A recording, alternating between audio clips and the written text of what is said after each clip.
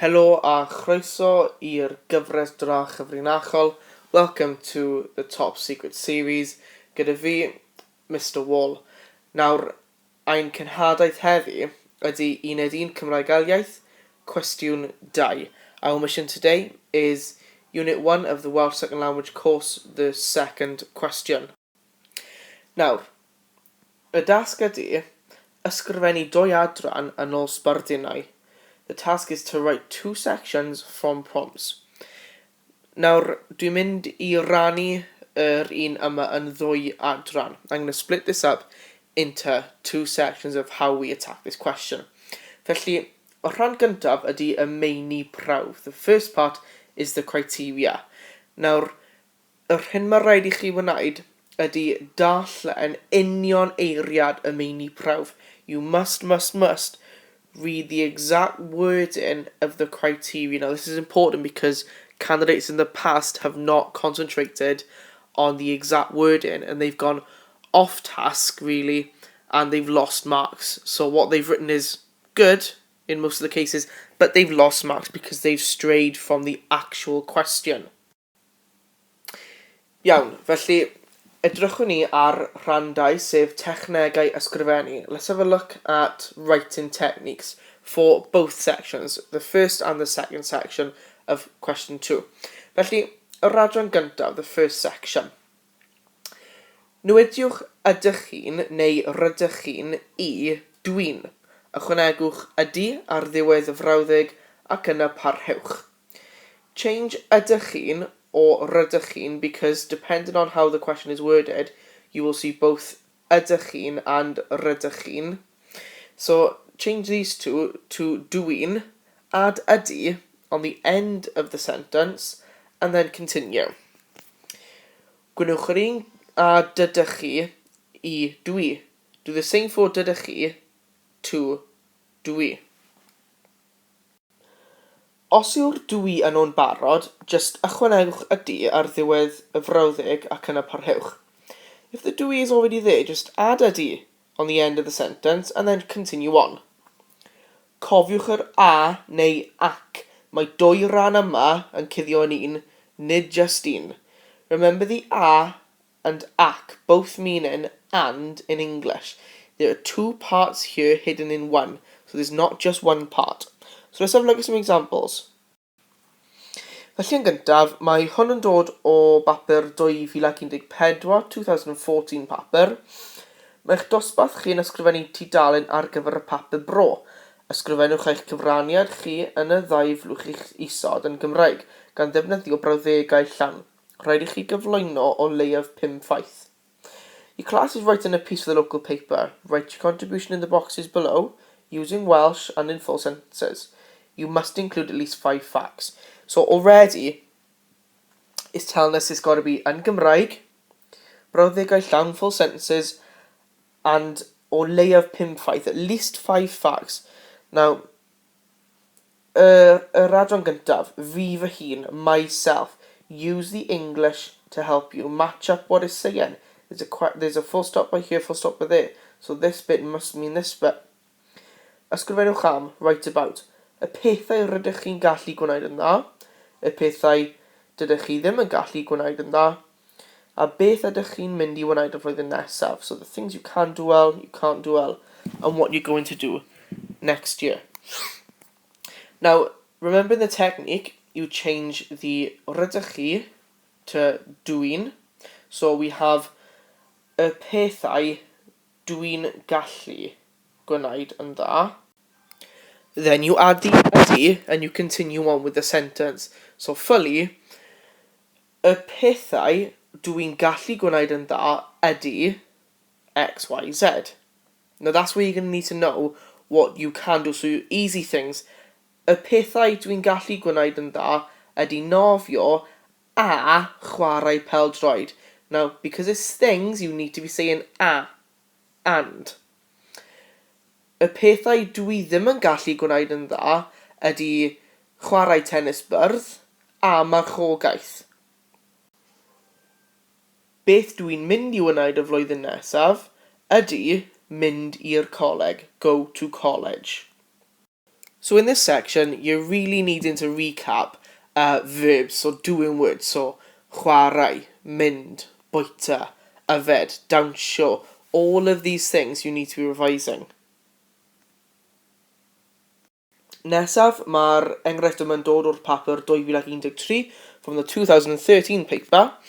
Mae'ch dosbarth chi'n ysgrifennu tudalen ar gyfer bwletin yr wythnos yn yr ysgol. So you get the picture. Your class is writing a page for the weekly bulletin at your school. Again, yn gyntaf, firstly, you can see by here that there's an extra section, enw, for your name. Now, remember, you need to fill out every single blank there is, not just in the first section, but anything above. So, your enw, your name. Then, pethau dwi'n hoffi a ddim yn hoffi am fy ardal I. Now remember, I said that if the dwi'n is already there, you don't need to change it, you just need to add the ydy at the end by here. So, pethau dwi'n hoffi a ddim yn hoffi am fy ardal I ydy. Then this question, pam? Why? So you're looking for things you like and don't like about your area. So, pethau dwi'n hoffi a ddim yn hoffi yn fy ardal I ydy y parc, achos mae'n cool. A'r ysgol, achos mae'n dwp. Now, what you could do is you could split up these two and you could say, pethau dwi'n hoffi am fy ardal I ydy y ganolfan hamdden a'r parc, achos mae nhw'n cool. Now remember, if you're going to say a, you need to use achos mae nhw'n because you're saying more than one thing. So, pethau dwi'n hoffi am fy ardal I ydy'r pwll nofio ar ganolfan hamdden achos mae'n cool, full stop.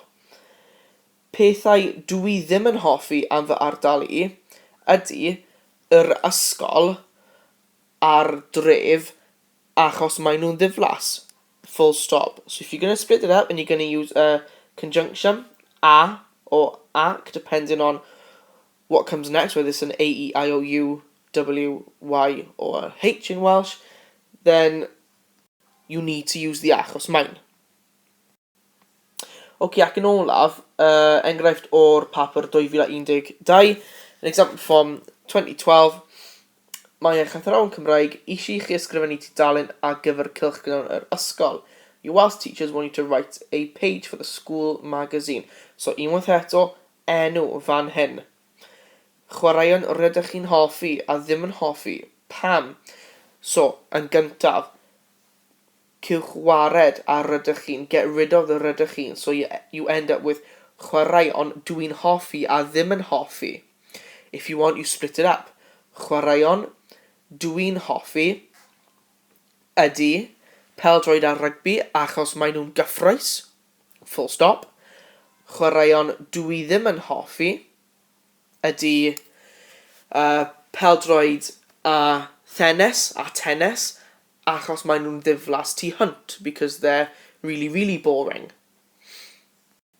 So remember, you need to be answering this pam. It's not good just saying chwaraeon dwi'n hoffi ydy tennis a rugby, full stop, because you need to be answering every single bit. Remember, I said you need to darllenwch union eiriad y cwestiwn. Read the exact wording of the question. Okay, gawn ni edrych nawr ar yr ail adran, the second section. So this is where you're going to be using the construction the quite often. So the hoff something, ydy something. So, quite simply, rhowch fy o flaen yr hoff. Dilewch unrhyw beth cyn fe, ychwanegwch ydy ar ddiwedd y frawddeg, ac yna parhewch. Put fy, my, in front of the hoff, favourite, get rid of anything before it, add ydy at the end of the sentence and then continue onwards. Cofiwch y pam, remember the why. You need to be giving reasons for your answers. Achos dwi'n, achos maen nhw'n, achos maen, all of these you need to be including. So let's have a look at some examples. Okay, so the second part of the 2014 paper is talking about yr ardal, your area. Ysgrifennwch am y canlynol. Eich hoff le yng Nghymru. Disgrifiwch y lle. Dwedwch pam rydych chi'n hoffi e. So again, use the English. Match them up. The first is the first, second, third is third. So, you take off the iaith, add a hoff. So you're left with the hoff. Okay? You continue onwards. The hoff le yng Nghymru, you add in the ydy. Okay? So if you're not sure what that says, then look, the first bit says eich hoff lle, your favourite place. So once you've got this, it says fy hoff lle yng Nghymru ydy, my favourite place in Wales is. Now, obviously, you're going to write where you live. So let's just say you're going to say Aberteileri. Okay? Second bit, disgrifiwch y lle, dwedwch pam rydych chi'n hoffi fe. So you could combine these two actually. Combine these two. Fy hoff le yng Nghymru ydy Aberteileri. Achos mae'n M-A-E apostrophe N. Remember the apostrophe. Fy hoff le yng Nghymru ydy Aberteileri achos mae'n, and then any adjective you can think of, but it needs to be a positive one because you're describing a positive. So let's just say gyffrous. O-U-S, not O-I or O-E. Remember the full stop at the end. So far we've got capital L on fy, capital N on yng Nghymru. Okay, remember you've got the mutation by here. If you don't remember it, don't worry about it. So that's the first two questions done, these first two parts. Disgrifiwch y lle, describe the place.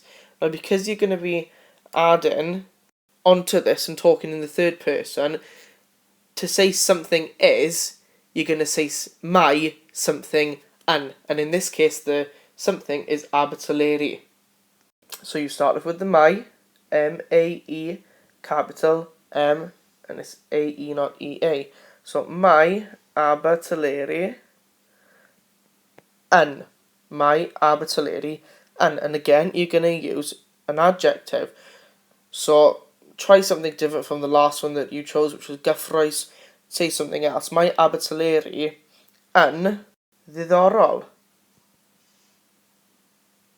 Remember, you've got the double D and the double D here. Okay. You could put a full stop. You could say mae Aberteileri yn ddiddorol, full stop. Or what you could do is you could carry on with yn fy man I, in my opinion. Now that could go, all of that could actually go to the very start as well. So you could have yn fy marn I, mae Aberteileri yn ddiddorol, full stop. Let's have a look at the second example. Okay, so example from 2013. Canu pop, disgrifiad o hoff ganwr neu grŵp. Pam yn hoffi? Pop singing, description of the favourite group or singer, reasons for your choice. So, again, in front of the hoff, you're going to put fy. You carry on, fy hoff. Now you've got a choice. You can either say ganwr or gantorus for female, or group. So, again, you match it up. I don't know what ganwr is. Well, I know what group is, and before that is or, so singer must be ganwr, okay? For hoff ganwr, or group, I'm going to say group. Remember the little toe back on the W? For hoff group, you add the ydy on the end. So far we've got the fy in front of the hoff. You've said what it is, you're going to say ydy at the end.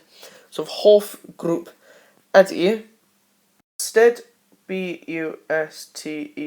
Remember capitals again. The hoff group ydy busted. Now, because you said group, and because in a group you imply that it's more than one person, you need to say achos mae'n known. Now by here there is no apostrophe n because this is part of the known. Okay, so the mae'n known apostrophe n is here.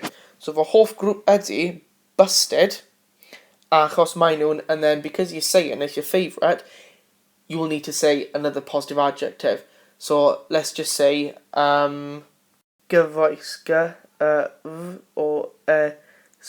O-E and not O-U. Gyfoes ydy modern, and then obviously your full stop at the end. So far fy hoff grŵp wedi busted achos maen nhw'n gyfoes. My favourite group is busted because they are modern. So you've said your disgrifiad and you've said your why as well. So remember, your capitals on the, capital on busted, and if you're going to say plural they are, the apostrophe n is in the noon and not in the mine. If you're going to say my favourite singer is Tom Jones, fy hoff ganwr ydy Tom Jones, achos mine, then the apostrophe would go there. Okay, let's have a look at the last example. Felly mae'r enghraifft hon yn dod o'r papur 2012 ac yno it asks you your hoff seren o Gymru disgrifiad a pham, your favourite Welsh star description and why. Now this could be anybody from the television, this could be anybody in sports, it could be anybody who's Welsh, okay? So again, you are going to start off with the the, you get rid of the eich and you put the the. You carry on, fy hoff seren o Gymru. Then you add in the ydy. Ydy.